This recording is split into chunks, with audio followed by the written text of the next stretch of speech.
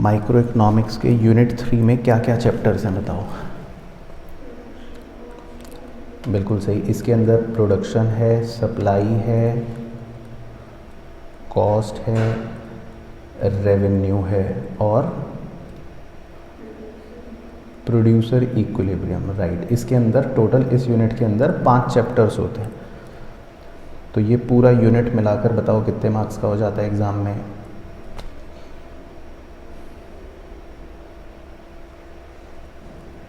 तो लगभग 12 से 15 नंबर तक की वेटेज रख लेता है आसानी से पूरा यूनिट।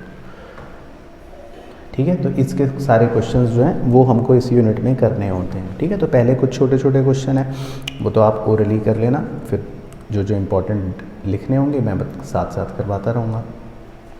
चलो 1 से शुरू करते हैं। पहले सबसे पहले फर्स्ट में पूछ रहा है, आप बस ऑप्शन लिख लेना। When average product output increases marginal product is.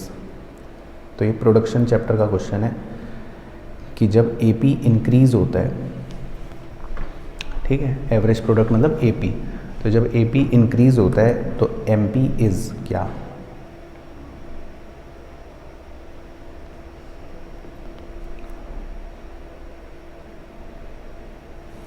तो अब देखो इसके लिए हमको एपी और एमपी का डायग्राम याद होना चाहिए, याद है? तो फटाफट बना रहा हूँ, देखो शॉर्ट में। एमपी का डायग्राम तो होता है ये वाला काला वाला, और एपी का आपको याद है वो सिखाया था आपकी ज़िंदगी कि पहले ऊपर जाती है और फिर नीचे जाती है टच करके।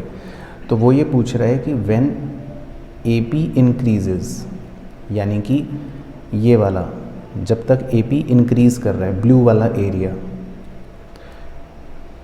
तो जब तक एपी इंक्रीज करता है, हाँ, तो हम क्या बोलेंगे answer, MP is greater than AP, right. तो आप लिख लो ऑप्शन ए।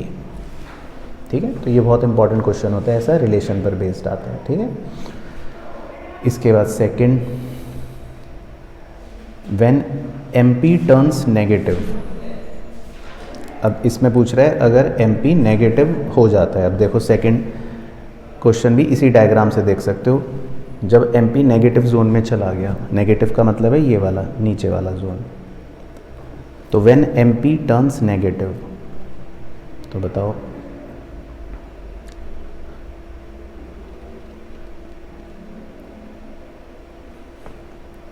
तो जब एमपी नेगेटिव होता है तो क्या होता है। अब इसके लिए आपको टोटल प्रोडक्ट वाला वो याद होना चाहिए। टोटल प्रोडक्ट जो होता है उसके साथ एमपी का रिलेशन ऐसा होता है, तो जब एमपी नेगेटिव होता है तो टोटल प्रोडक्ट उस समय क्या करता है, फॉल करता है। तो अब देखो ऑप्शन, तो when marginal product is negative या टर्न्स नेगेटिव, तो टोटल आउटपुट क्या होता है, फॉल करता है ना। तो टोटल आउटपुट मतलब टोटल प्रोडक्ट। ठीक है, तो लिख लो इसका ऑप्शन डी। तो प्रोडक्शन चैप्टर में याद रखना जो रिलेशन होते हैं ना टीपी और एमपी और टीपी और एपी एमपी के, उस पर बेस्ड क्वेश्चन पूछ लेते हैं, इंपॉर्टेंट होते हैं। चलो उसके बाद थर्ड क्वेश्चन है कॉस्ट का। Cost function shows, cost function क्या शो करता है, तो बिना देखे बताओ, नहीं तो फिर मैं बताऊंगा, डोंट वरी। तो कोशिश करो दिमाग पे जोर डाल के बताने की। कॉस्ट फंक्शन शोज किन दो चीज़ों का रिलेशन बताता है कॉस्ट फंक्शन, रिलेशन या functional relation between cost and output. ठीक है ना, तो कॉस्ट और आउटपुट का रिलेशन बताता है वो होता है कॉस्ट फंक्शन, क्योंकि जितना ज़्यादा आप आउटपुट बढ़ाओगे तो कॉस्ट बढ़ेगी, आउटपुट कम करोगे तो कॉस्ट कम होती है ना। तो कॉस्ट फंक्शन जो होता है it is a function of output. चलो फोर्थ में न्यूमेरिकल है, अब थोड़ा सा आपको मेहनत करनी पड़ेगी, पेन उठाकर सॉल्व करना पड़ेगा। Average cost is 20 and it is minimum when 4 units are produced. The marginal cost of producing 4 units is, निकालो।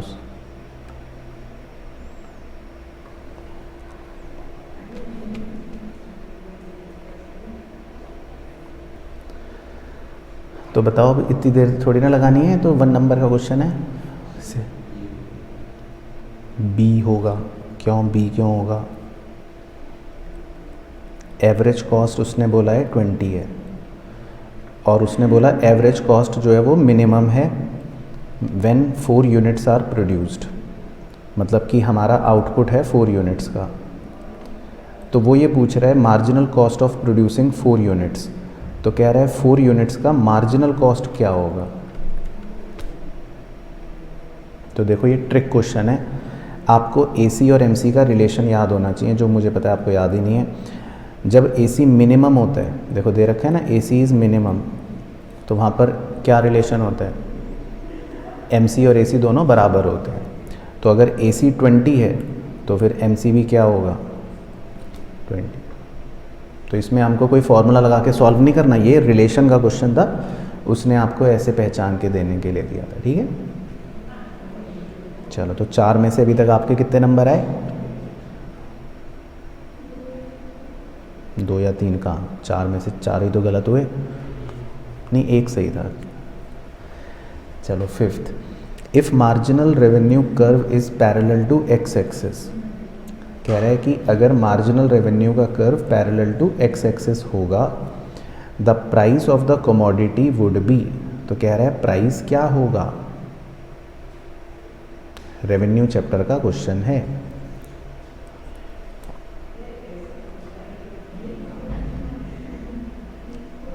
इक्वल होगा टू मार्जिनल रेवेन्यू, सही, क्योंकि मार्जिनल रेवेन्यू जब पैरेलल टू एक्स एक्सिस होता है तो ये बेसिकली परफेक्ट मार्केट होता है, और परफेक्ट मार्केट की प्रॉपर्टी ये होती है कि मार्जिनल रेवेन्यू और प्राइस बराबर होते हैं, ठीक है। चलो सही।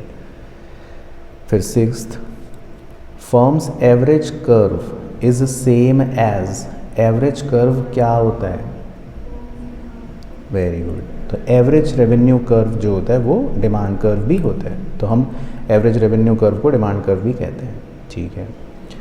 7th, A producers equilibrium is a situation when, producer equilibrium की सिचुएशन कौन सी होती है? सही। तो इसकी कंडीशन याद रखनी है, एक ही होती है जो हमने पढ़ी मेनली, तो MR is equal to MC, मतलब marginal revenue is equal to marginal cost. उसके बाद 8th, a producer is not in equilibrium when MC is greater than MR because, कह रहा है प्रोड्यूसर जो है वो इक्विलिब्रियम पर नहीं होगा जब MC is greater than MR होगा, तो वो रीज़न पूछ रहा है क्यों।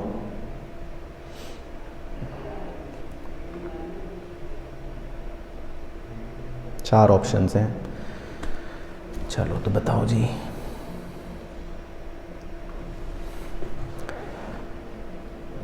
तो MC is greater than MR अगर है, तो वैसे तो जल्दी से कॉन्सेप्ट भी बता देता हूँ, है ना। ये MC वाला कर्व होता है, तो बेसिकली वो इस वाले कहीं पॉइंट की बात कर रहा है, तो यहाँ पर MC जो है वो ज़्यादा है और MR जो है वो कम है, तो यहाँ पर इक्विलिब्रियम कह रहा है नहीं होता। तो वैसे तो वो सही कह रहा है, क्योंकि इक्विलिब्रियम कहाँ होता है? पर्पल वाले पॉइंट पर। तो वहाँ क्यों नहीं होता बताओ, वहाँ पर ऐसी क्या दिक्कत आ गई?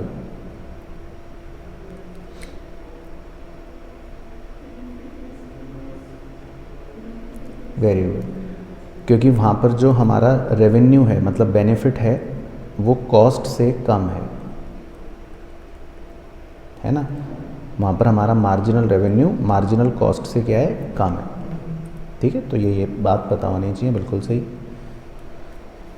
चलो उसके बाद 9th, इफ़ द, ये सप्लाई का क्वेश्चन है, देखो, if the supply curve is straight line parallel to Y axis, अब अगर सप्लाई कर्व आपका वाई एक्सिस के पैरेलल है, the supply of good is called, तो इसको हम क्या बोलेंगे? तो सप्लाई कर्व ऐसे है, पैरेलल टू वाई एक्सिस, तो इस वाले को क्या बोलते हैं? Perfectly inelastic. इलास्टिक बोलते हैं जब पैरेलल टू एक्स एक्सिस होता है, ठीक है। तो परफेक्टली इलास्टिक बोलते हैं अगर पैरेलल टू एक्स एक्सिस होता ऐसा, लेकिन इसको बोलते हैं पैरेलल टू वाई एक्सिस, मतलब परफेक्टली इनइलास्टिक। और इसकी एक बार वैल्यू भी बताओ, अगर पूछ लेता इलास्टिसिटी की क्या वैल्यू होती है?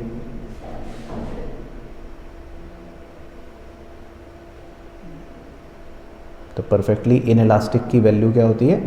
0। चलो अब 10th में आपको थोड़ी सी मेहनत करनी है, इजी वाली मेहनत है। If the price of the commodity falls by 10% and consequently the quantity supplied decreases by 20%, the elasticity of supply will B.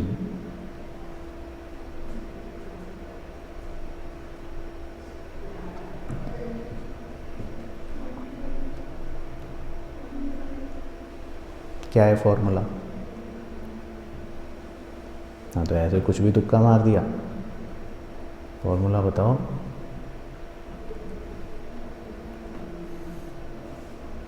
Percentage change in quantity, क्यों? इलास्टिसिटी ऑफ सप्लाई का भी सेम ही फॉर्मूला होता है। इसका formula होता है percentage change in quantity divided by percentage change in price. अब quantity जो है वो कह रहा है 20% डिक्रीज़ हो रही है, तो आप इसको -20% लिख सकते हो। और प्राइस जो है वो 10% फॉल कर रहा है, तो उसको आप -10% लिख सकते हो। तो माइनस से माइनस कट गया, परसेंट से परसेंट कट गया, क्या आंसर आएगा? 2। तो क्या ऑप्शन बन गया? तो क्लियर है? चलो 11th, ये भी एक अच्छा न्यूमेरिकल क्वेश्चन है एग्ज़ाम के लिए, बहुत ही इम्पॉर्टेंट। इसको तो ज़रूर करके जाना। तो इसको ट्राई करो, इसके लिए मैं आपको 3-4 मिनट दे देता हूँ।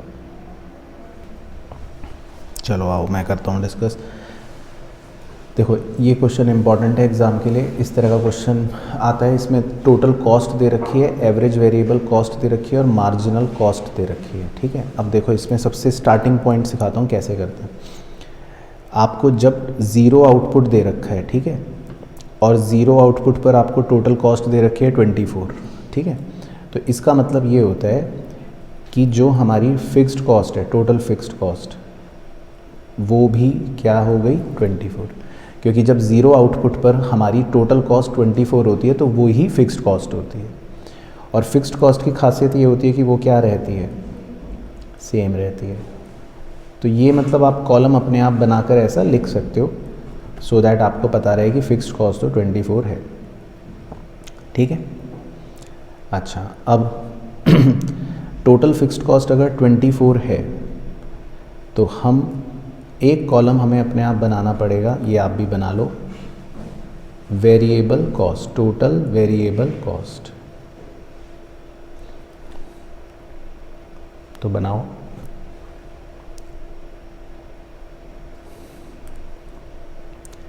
अब टोटल वेरिएबल कॉस्ट जो होती है वो ज़ीरो आउटपुट पर तो कितनी होगी? 0। अब नेक्स्ट आउटपुट पर देखो आप लिख सकते हो टोटल कॉस्ट है 44, फिक्स्ड कॉस्ट है 24, तो 44 माइनस 24 20। Very good.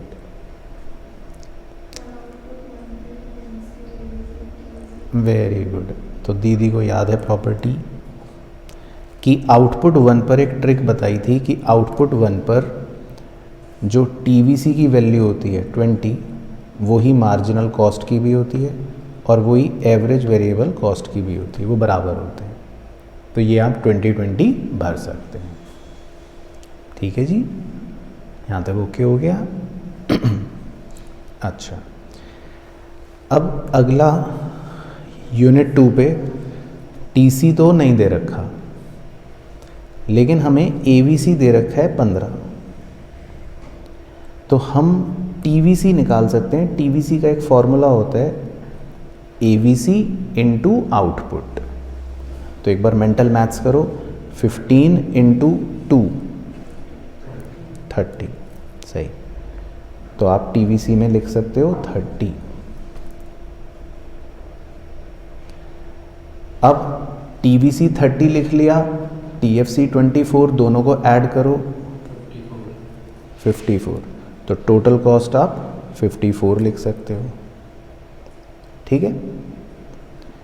अब मार्जिनल कॉस्ट निकालने के लिए आप ये देखो कितना चेंज हो रहा है। तो वेरिएबल कॉस्ट में देखो 20 से आप 30 पर पहुंच गए, कितना चेंज हुआ 10, तो मार्जिनल कॉस्ट आप 10 लिख सकते हो। ओके, तो समझ गए कितनी गहरी लिंकिंग है। तो ऐसे नहीं कि ये हवाबाजी में हो जाएगा। चलो अब देखो अगला लेवल, दोबारा दिमाग लगवाता हूँ। अब थर्ड आउटपुट पर टोटल कॉस्ट भी नहीं दे रखी, एवरेज वेरिएबल कॉस्ट भी नहीं दे रखी, मार्जिनल कॉस्ट 15 दे रखी है। तो अब इससे क्या लिख सकते हो आप?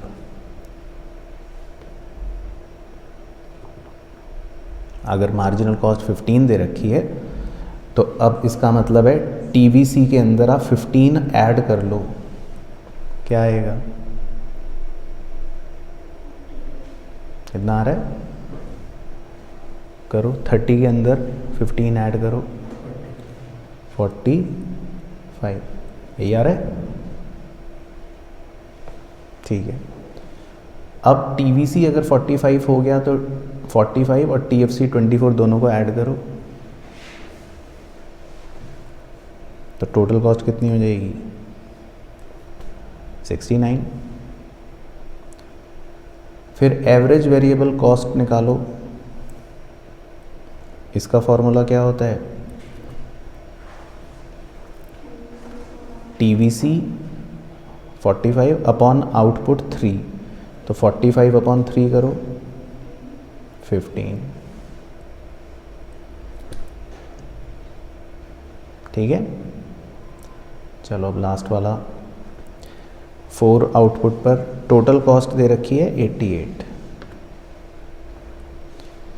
और टोटल फिक्स्ड कॉस्ट है 24, तो 88 माइनस 24 करके टोटल वेरिएबल कॉस्ट निकाल लो पहले, कितनी आएगी? 64, ठीक है। अब मार्जिनल कॉस्ट निकालने के लिए देखो कि कितना वेरिएबल कॉस्ट में चेंज हो रहा है, यानी कि 45 से आप 64 पर पहुंच गए, कितना चेंज हुआ?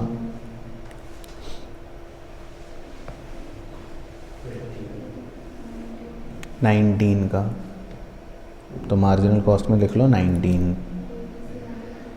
फिर एवरेज वेरिएबल कॉस्ट निकालने के लिए क्या करोगे? टीवीसी 64 अपॉन आउटपुट 4, तो क्या आएगा? 16, ठीक है। तो ये 3 नंबर का बहुत ही इंपॉर्टेंट क्वेश्चन होता है, तो इसको इग्नोर मत करना, प्रैक्टिस करके जाना, ठीक है। बस सारी भर गई फिगर। वो तो 0 पे तो डैश ही होते हैं ना, ये दोनों 0 आउटपुट पर ये दोनों डैश रहेंगे। तो ये हमारी टेबल कंप्लीट। चलो 12th में न्यूमेरिकल सॉल्व करना है, देखते हैं क्या आप कर पाओगे। ये भी इम्पोर्टेंट क्वेश्चन है। The ratio of elasticity of supply of commodity A and B is 1:1.5. 20% fall in price of A result in 40% fall in its supply.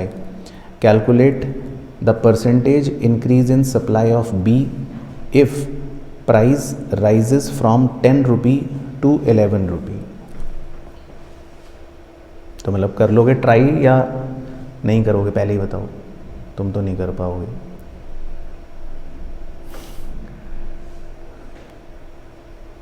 तो मतलब आपको टाइम दूं करने का या पहली हार मान ली?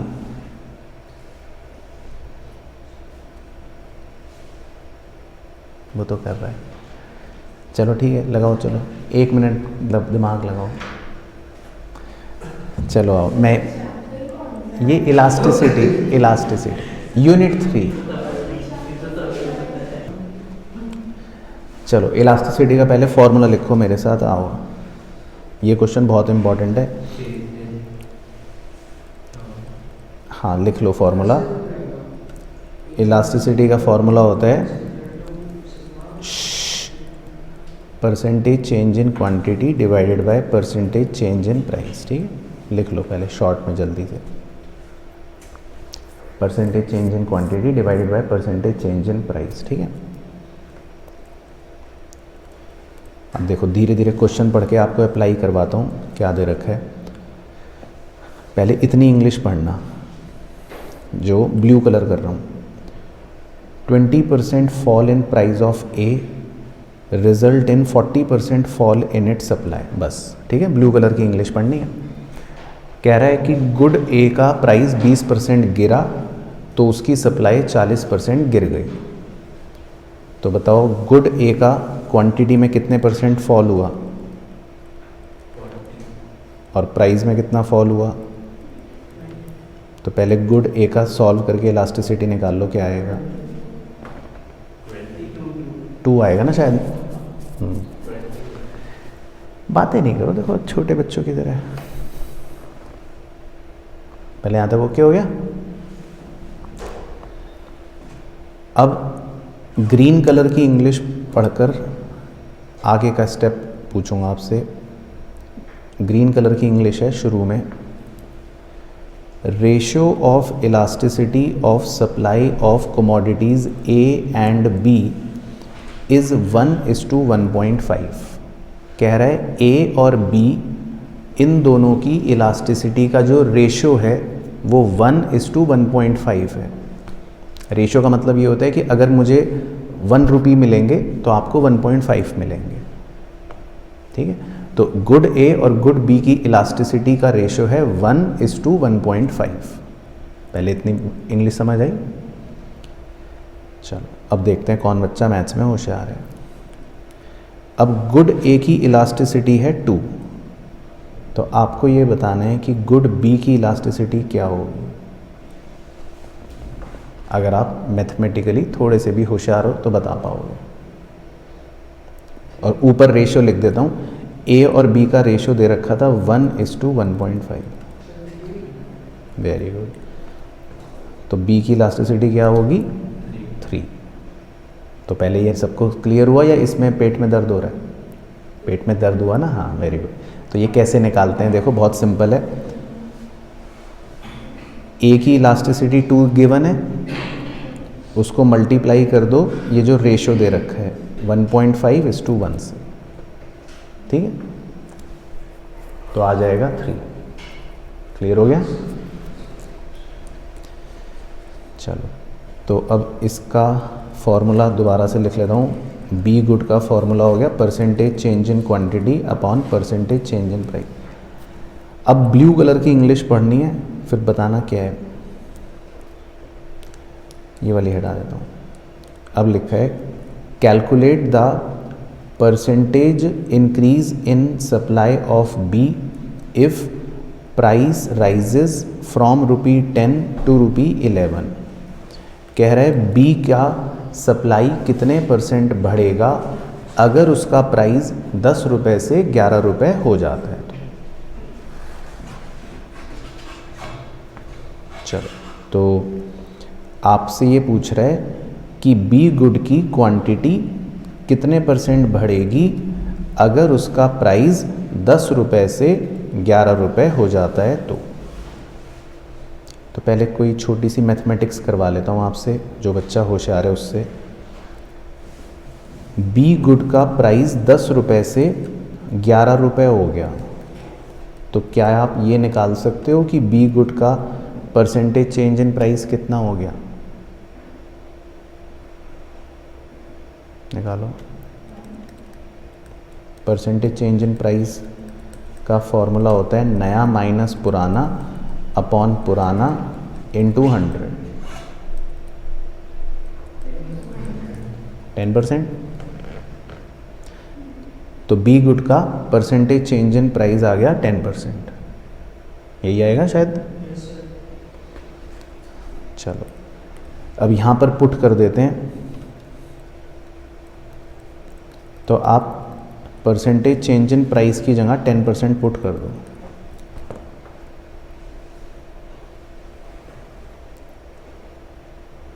और अब बताओ जल्दी से मेंटल मैथ्स करके कि परसेंटेज चेंज इन क्वांटिटी क्या आ जाएगी? 30%। सही। तो ये हमारा आंसर हो गया। तो क्वेश्चन हमसे ये पूछ रहा था कि बी गुड का परसेंटेज चेंज इन सप्लाई कितना है। ठीक है, तो इसका आंसर नोट कर लेना। परसेंटेज चेंज इन क्वांटिटी आएगा 30%। समझ आ गया? स्टेप चेक कर लो। सही है। चलो ठीक है, तो ये क्वेश्चन में आप फेल थे अगर खुद करते तो। चलो अगला क्वेश्चन तो थ्योरेटिकल है, लेकिन देखते हैं कि आप इसमें पास हो पाओगे कि नहीं। What is the behaviour of TFC, TVC, MC and AVC as the output is increased. कह रहे जब आउटपुट बढ़ता है तो 4 अलग अलग कर्व्स का बिहेवियर बताना है आपको कि क्या होता है। तो 4 डायग्राम बनाने हैं। तो TFC, TVC, MC और AVC बताओ। चलो वेरी गुड, एक तो सही बताया। TFC तो कांस्टेंट रहता है।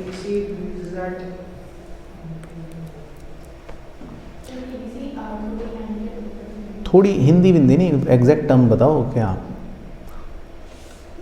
TVC के लिए आपको बोलना है कि first increases at diminishing rate and then increases at increasing rate. ठीक है, तो बना भी सकते हो डायग्राम छोटे छोटे अगर बनाने का मन कर रहा है तो। अब AVC बताओ।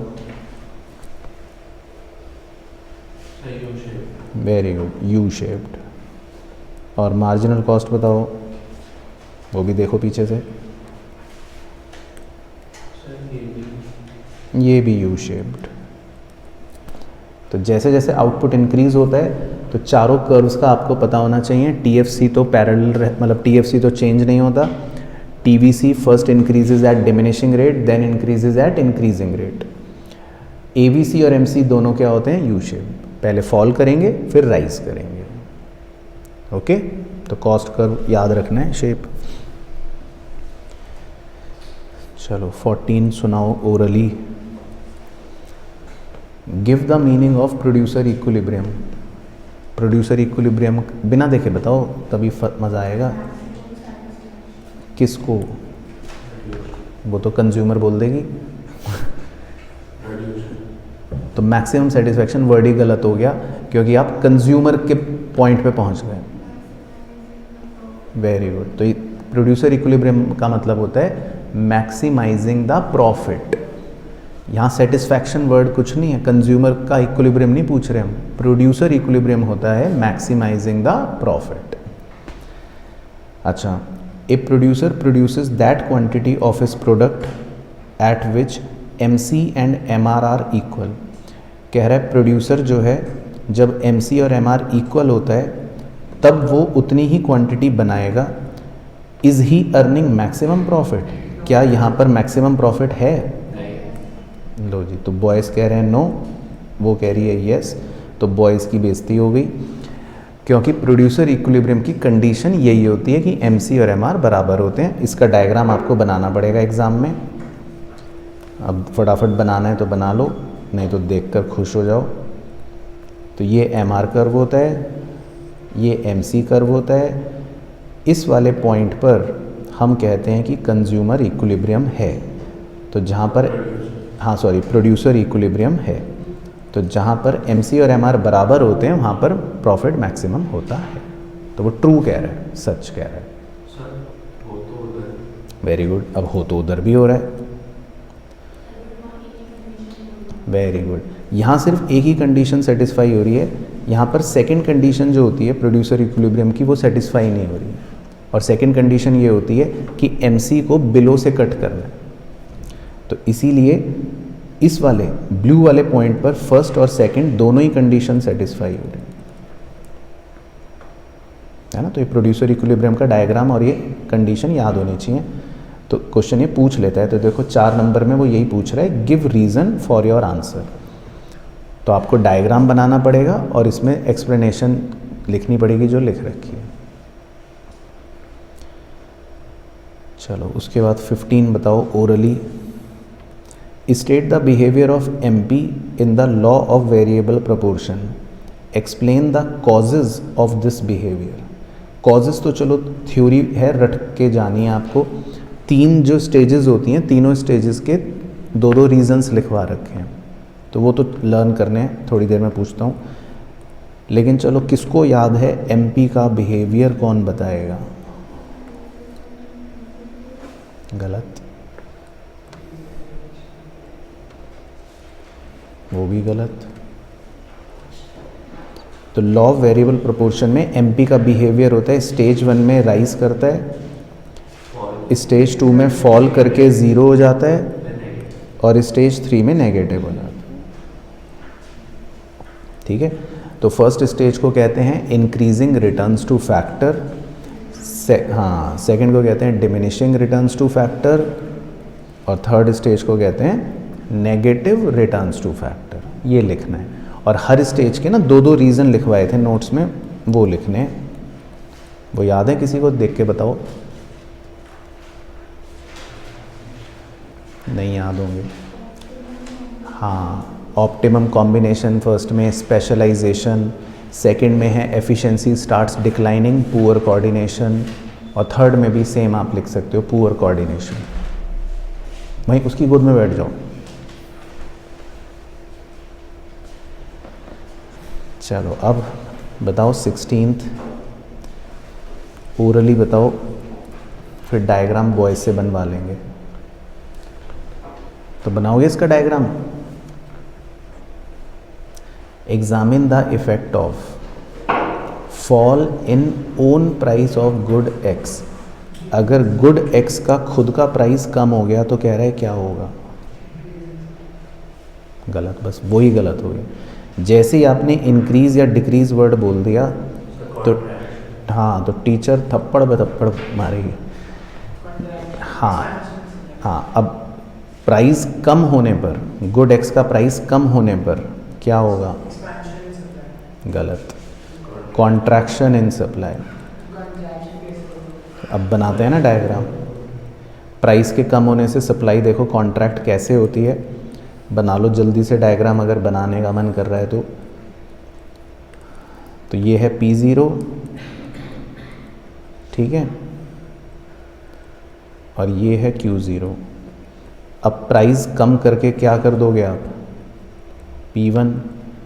तो अब बताओ कौन से पॉइंट पर आ जाओगे आप? बताओ, क्वांटिटी बढ़ी कि कम हुई? कम हो गई ना, तो इसी को कॉन्ट्रैक्शन बोलते हैं। तो अगर हमारे गुड का प्राइस कम हो जाएगा तो इसको फिर बोलेंगे कि क्या हो जाएगा? Contraction in supply. तो एग्ज़ाम में आपको ये डायग्राम बनाना पड़ेगा। और इस मूवमेंट को क्या बोलते हैं? Downward movement along supply curve.